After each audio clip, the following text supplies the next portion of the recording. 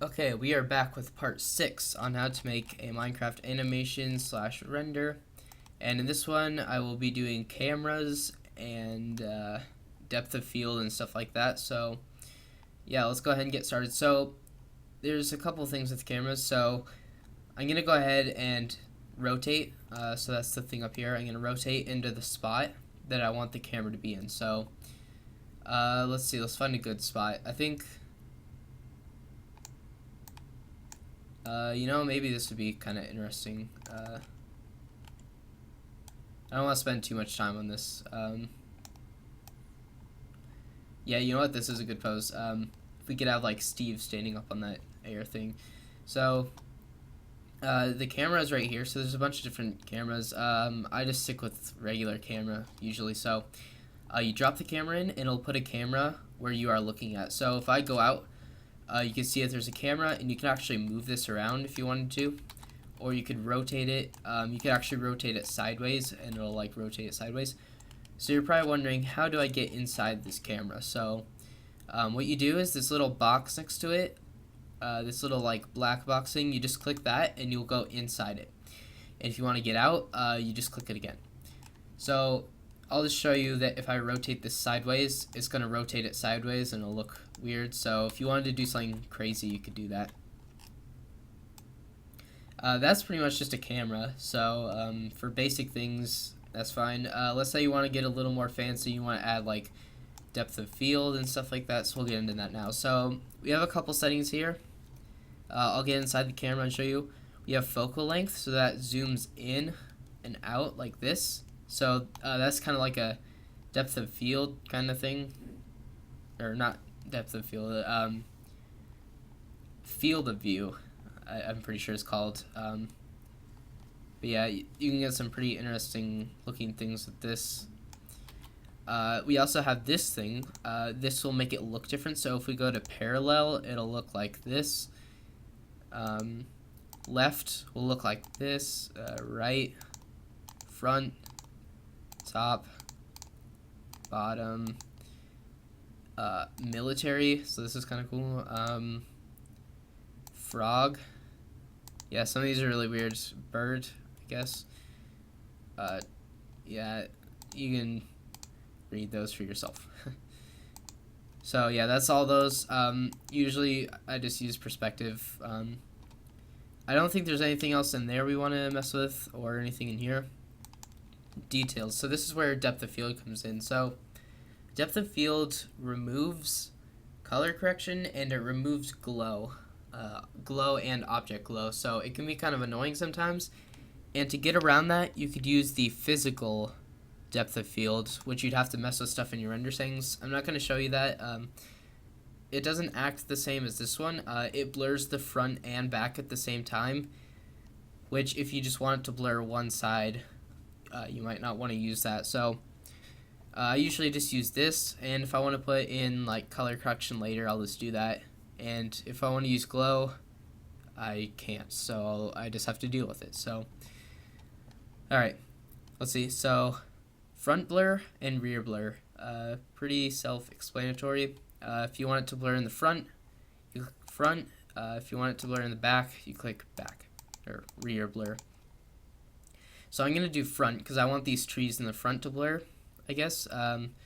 So I'll just click front, and it'll make this, there's a box here. So if I uncheck this, you can see that there's no box there, but if I check this, there's a box here.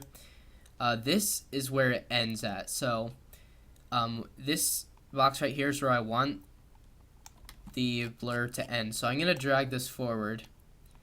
I'm going to drag the front one forward too.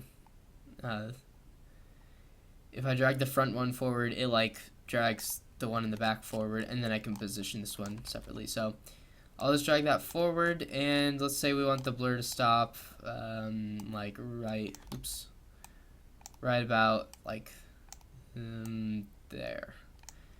So the blur is going to stop right here, so right before this little cliffhanging thing.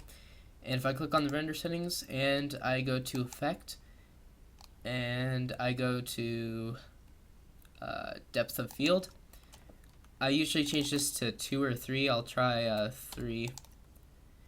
If you don't have this in your render settings, it's not going to work. But go inside the camera, and then when you render it out, there should be a blur at the end. So it has to render out the whole thing first, and then it adds the blur later.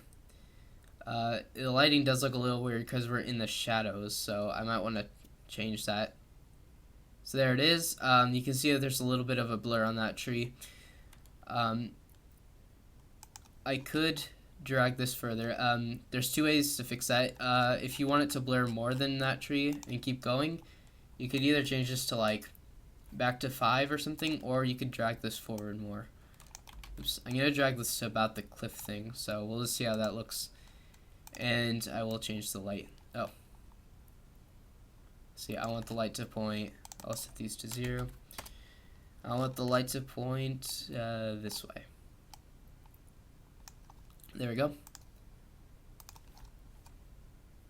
So now I'm going to render this out, and we'll see how it looks. So you can see that it does look a little bit darker like the colors do once it renders it out. So we'll just wait for it to render out. Yeah, once you can see the depth of field come in, it'll make it like gray. It'll take the colors out because it's removing the color correction. So there it is. There we go. We got a blur on some of the trees. And one thing to know is that you can see right here it kind of messed up on the grass. The tall grass that comes with Mineways does not work very well with the blur. So yeah, be careful of that. Let's see, so that's pretty much blur. The rear blur is pretty much the same thing, except I think this box right here, oh, I have to select the camera. This box right here is like where it starts at instead of where it ends at, so even though this says start, it's not really the start. I don't know why it's called that, but yeah, so there's blur, and some camera stuff. I don't think there's anything else. I guess I could show you one thing. I'll just leave that camera there and I'll make a new one. So this is good for animations if you want the camera to vibrate. So there's actually 2 ways to do it. One, which probably isn't the best, you could do right click this, Cinema 4D tags vibrate, and enable position. You can set these to like 10, 10, 10 or something. I don't know. And you can see that it's slightly shaking. Maybe change the frequency to 1 and change this to like 30 instead, and then see how that looks. Yeah, there's kind of a shaking. It's hard to tell, but it's there. You can mess around with those settings, but that's one way to do it. The second way is a little different. Cinema 4D tags, I believe. I haven't done this in a while. Actually, it would be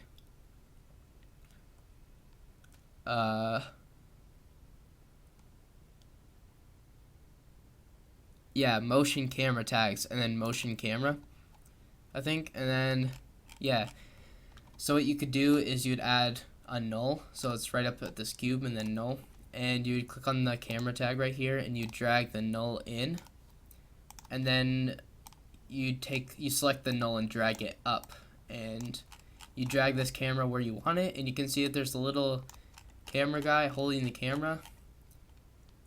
So if you get inside the camera and you click play, you can see that he shakes it, and the reason that this one's better is because it's more natural, more like a person is shaking it. The other one just randomly shakes it, but I think this one has like a pattern to it, or not a pattern, but it looks better. And if that's too much shaking, you could go here and you could change down some of these things. There's a lot of stuff to mess with in here, but camera position, you could change that down, and camera rotation. Yeah, and that'll like slow it down a little bit if you don't want a lot. So I'm gonna delete these, and I can pause this now. So I'm gonna go back in here. So there is everything to really know about cameras. That's pretty much it for this video, and thanks for watching.